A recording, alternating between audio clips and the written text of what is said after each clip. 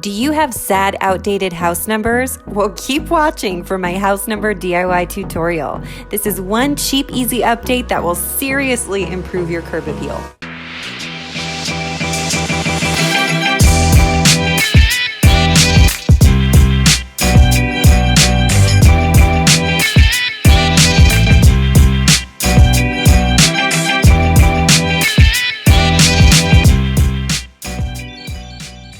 So I'm at Lowe's getting the wood for the house number sign DIY that I'm going to do. And when you're doing a project for outdoors, you kind of want to go for cedar. You definitely want to go for something pressure treated.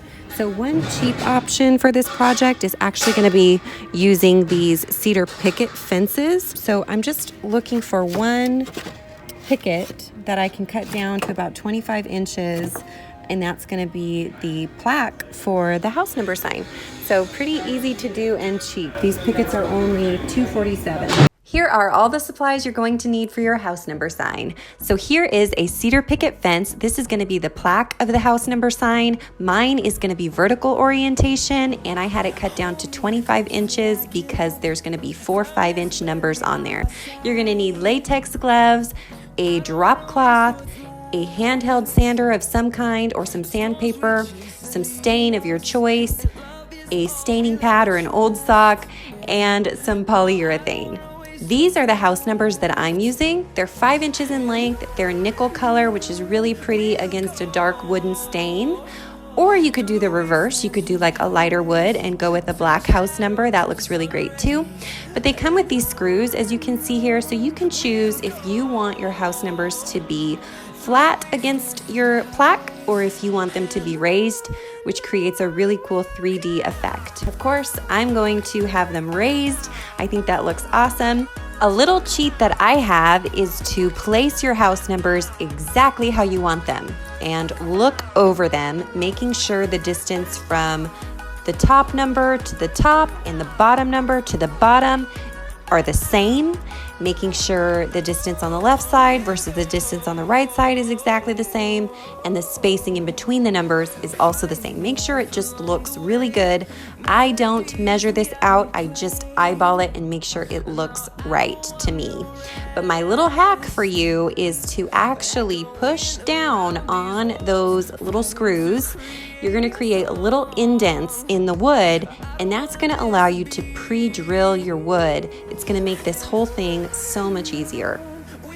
Once you've pushed all your house numbers down, you're going to have several divots that need to be pre-drilled. You want to make sure you're using a drill bit that is slightly smaller than the width of the screws that come with the house numbers.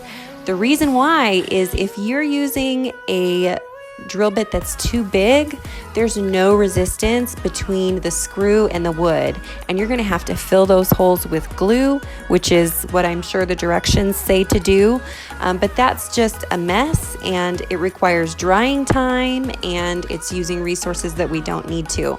If you use the appropriate size drill bit, you actually don't need any glue, and that just saves yourself a whole bunch of headaches. So I've done this on a couple of houses so far just to increase the curb appeal and have not needed any glue. So the drill bit that I used was 9/64. I thought it was perfect. In fact, it might even have been a little bit too small. You could probably go a little bit bigger or maybe just wiggle the drill bit around a little bit. It was a very tight fit for those screws, but it does hold the numbers in nicely. Once you have all of your holes pre-drilled, you are going to want to sand. You do not have to use an electronic sander like I have. You can just use a handheld sander or even sandpaper. Really, these cedar picket fences, you don't have to sand them. It just makes them look a little bit nicer, but if you don't mind the texture or if you don't have a sander of any kind available, it's really not the end of the world. It's gonna look great either way. Then you're gonna wanna apply your stain. I'm using this color by Minwax that I really like. It ends up looking like a dark espresso when it's on the cedar, which is nice, but you can use any stain of your choice, or you could even paint at this point. Hold me close till I get up. Time is barely on our side. I don't wanna waste what's left. The storms we chase are leading us, and love is all we'll ever trust. past. Yeah, no, I don't wanna waste what's left. And on we'll go through the wastelands, through the highways. The stain has been dried for a few hours now. I'm going to be applying the polyurethane. This one is nice because it's fast drying and I really like the aerosol bottle, but there are plenty of different options out there. After the poly is dry, I'm going to put these numbers back in their pre-drilled holes and I'm going to push firmly on them. Then I'm going to use my rubber mallet with a glove or a towel or a sock to protect the numbers while I firmly but gently tap the screws into their pre-drilled holes. Now you are ready to install. So depending on where you're installing, for me, I'm installing on a stucco house. So I need a masonry bit. It's very important not to use a standard drill bit if you're trying to go through stucco or concrete or something like that.